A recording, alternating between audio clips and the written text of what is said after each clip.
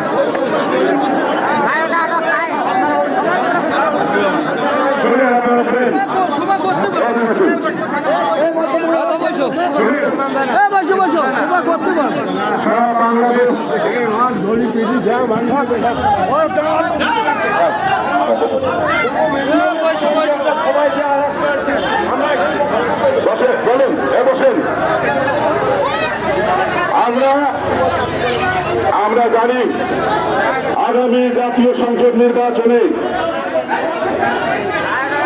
সারা বাংলাদেশে দেখতে চললে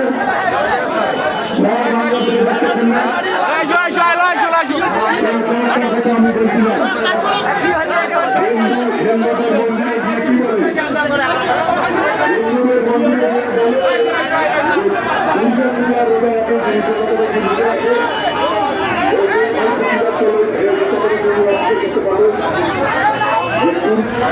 দুর্গা পূজা আর রোজা রাখেন তিনি বলেন